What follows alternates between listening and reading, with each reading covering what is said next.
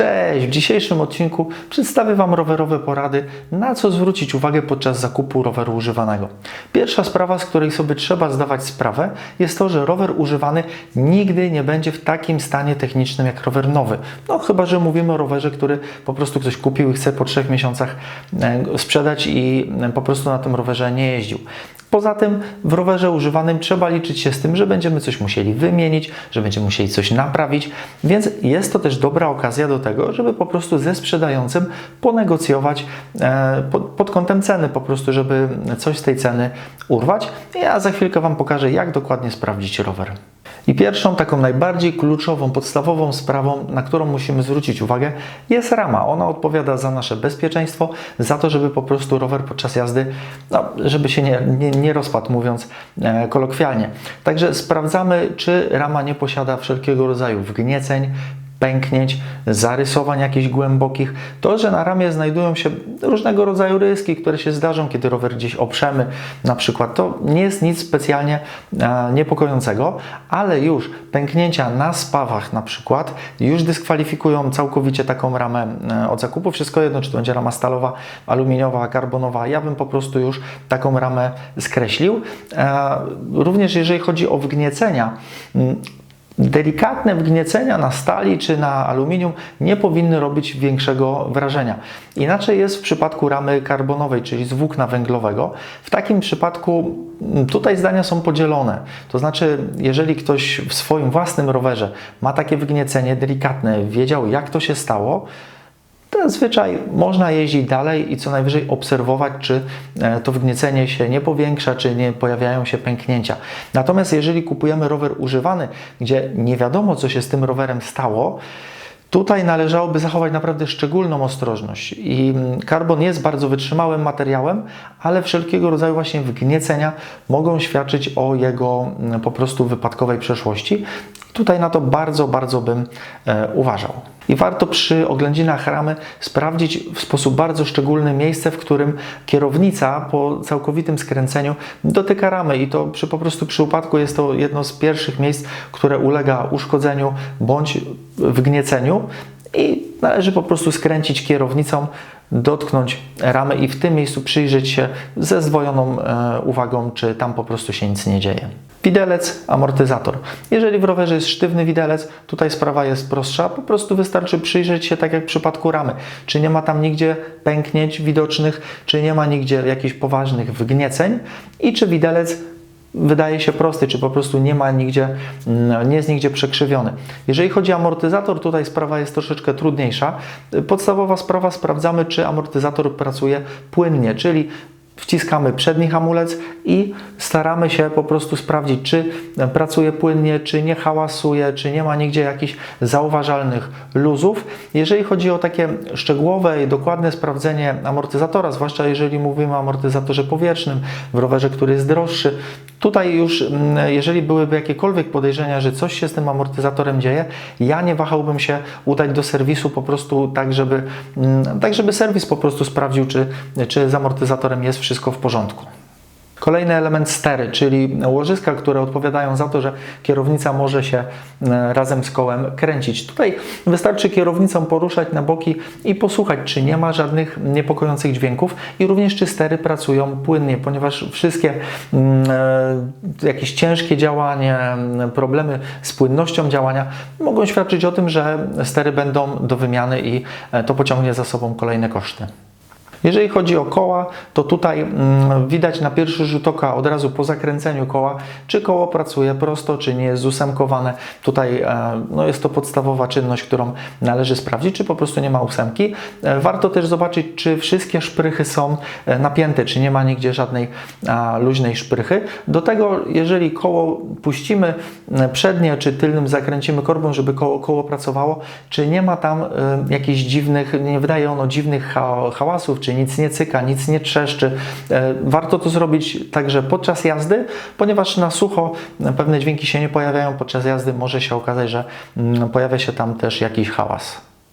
Warto również przyjrzeć się obręczy, czy obręcz nie jest pogięta, czy obręcz nie jest nigdzie w jakiś wyraźny sposób porysowana, czy nie jest pęknięta na przykład, ponieważ pęknięcia na obręczy również natychmiastowo kwalifikują taką obręcz do wymiany, co też będzie kosztowało. Jak już jestem przy kołach, no to jeszcze warto wspomnieć o oponach. Na opony trzeba popatrzeć, czy bieżnik nie jest zużyty, czy opona nie jest gdzieś powycierana, popękana, przedarta na przykład, ponieważ wszelkiego rodzaju pęknięcia, które już robią się od starości, czy na przykład od dłuższego stania na świeżym powietrzu, gdzieś na słońcu, też kwalifikuje to po prostu oponę do wymiany. I to tutaj jest to jeden z tych elementów, przy którym warto też cenę ponegocjować i coś z ceny zejść. Jeżeli chodzi o napęd, to tutaj powiedzmy sobie szczerze, ludzie zazwyczaj nie wymieniają napędu przed sprzedażą roweru. Pierwsza kluczowa sprawa, od której bym zaczął, jest to sprawdzenie stanu łańcucha, czy łańcuch nie jest wyciągnięty. Tutaj znajdziecie odcinek, w którym pokazywałem dokładnie, jak szczegółowo to zrobić. Wystarczy prosty przymiar, prosta miareczka za kilka złotych, którą sprawdzamy, czy łańcuch nie jest wyciągnięty. Jeżeli łańcuch jest wyciągnięty, warto od razu również spojrzeć, czy zębatki na korbie i na kasecie, czy nie są pozdzierane. Jeżeli przypominają już płetwę rekina, od razu daje to do myślenia, że będzie trzeba po prostu czy zębatki, czy nawet całą korbę, jeżeli ona jest nierozbieralna, czy kasetę będzie trzeba wymienić, co pociągnie za sobą naprawdę spore koszty. I kolejna sprawa, patrzymy na kółeczka na przerzutce, czy również nie ma takiej sytuacji, że pojawiły się tam takie zęby rekina. Druga sprawa, przy napędzie sprawdzamy, czy przerzutki pracują płynnie, czy wszystkie przełożenia, oczywiście bez skrzyżowania łańcucha, ale po prostu przy normalnym przerzucaniu, czy pracują płynnie, czy biegi wchodzą dobrze. Najlepiej zrobić to również podczas jazdy, ponieważ tak na sucho, jeżeli to zrobimy, to może to nam naprawdę niewiele powiedzieć. Po prostu podczas obciążenia wychodzą wszystkie mankamenty. Oczywiście sama regulacja napędu, to nie jest tak skomplikowana, można to zrobić samemu, bądź zlecić to w serwisie. Nie będzie to też takie drogie, ale już powinno to też dać do myślenia, chociażby pod kątem obniżenia ceny takiego roweru. Sprawdzając napęd, warto również przyjrzeć się linkom. Czy nie są nigdzie pozaginane, czy płynnie pracują w pancerzach, czy nie są, nie daj Boże, gdzieś pordzewiałe, ponieważ tego typu sytuacje będą zmuszały nas do wymiany linek i poniesienia kolejnych kosztów. Po sprawdzeniu linek od przerzutek przechodzimy do linek hamulcowych. Jeżeli są to hamulce hydrauliczne, wtedy sprawdzamy, czy z przewodu nie ma żadnych wycieków, czy klamka pracuje po prostu bez żadnego większego oporu, czy również czy nie wpada przypadkiem podczas hamowania. I sprawdzamy również stan klocków hamulcowych. W przypadku V-breaków wystarczy rozpiąć hamulec i zobaczyć, czy są jeszcze rowki na klockach, które mówią nam o tym, czy klocek jest jeszcze w dobrym stanie. W przypadku hamulców tarczowych najlepiej byłoby po prostu klocki wyjąć i obejrzeć, czy okładzina jeszcze jest, chociaż te kilka milimetrów tej okładziny na klocku. W przypadku hamulców tarczowych dobrze jest sprawdzić, czy tarcza nie jest pogięta, czy pracuje prosto. I także po jeździe próbnej, po kilkukrotnym zahamowaniu warto też obejrzeć zaciski, czy nie ma gdzieś wycieków, które świadczyłyby po prostu o nieszczelności przewodu hamulcowego albo zacisku. I po prostu sprawdzamy, czy hamulce dobrze pracują, czy nie ma żadnego problemu z zatrzymywaniem, co właśnie mogłoby świadczyć o złej regulacji, o lince wyciągniętej w przypadku V-breaków. I tak dalej, i tak dalej. Bardzo ważnymi miejscami, ale często bagatelizowanymi są takie miejsca jak sztyca, czyli wspornik siodełka, mostek i kierownica.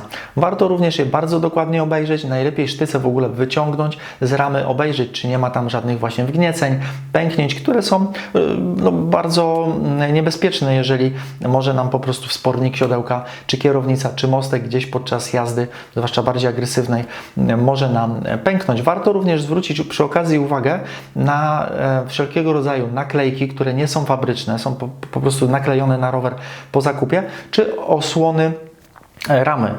Warto tam zajrzeć, ponieważ często jest po prostu to naklejane czy zakładane po to, żeby chronić ramę przed uszkodzeniami, chociażby od łańcucha, który pracuje. Ale w wielu przypadkach po prostu ktoś ukrywa pęknięcia czy jakieś poważne zarysowania. Także warto te osłonki zdjąć, czy naklejki nawet podklejać i zobaczyć, co się tam pod nimi kryje. Jest jeszcze jedna rzecz, na którą zwróciłbym szczególną uwagę. Dostaję od Was naprawdę sporo ogłoszeń z prośbą o ocenę roweru, czy warto go kupić. Powiem od razu, że ja się zazwyczaj nie podejmuję oceniania, czy rower jest warty uwagi, czy nie, ponieważ nie sprawdzimy stanu technicznego po samych zdjęciach. Oczywiście część tych takich najbardziej ewidentnych rzeczy wyłapie się na zdjęciach i można od razu rower skreślić, ale z samego stanu technicznego już się nie sprawdzi. Ale jest jedna rzecz, która rzuca się bardzo w oczy i od razu, według mnie przynajmniej, dyskwalifikuje rower. Jest to pojawiająca się w dużej ilości rdza. Na kasecie, na korbie, na wsporniku siodełka, na kierownicy, no, w różnych miejscach, nawet na ramię. Świadczy to zazwyczaj o tym, że ktoś trzymał rower pod chmurką i nie robił tego, powiedzmy, nie wiem, kilka godzin dziennie, a później wstawiał go do suchego garażu czy do suchej piwnicy, tylko że rower ewidentnie gdzieś stał przez długi czas na zewnątrz, chociażby nawet nie jest zabezpieczony na balkonie. I pojawiająca się na rowerze rdza naprawdę w sporych ilościach może też świadczyć o tym, że będzie się pojawiać rdza również gdzieś w łożyskach korby, w piaście, w sterach itd.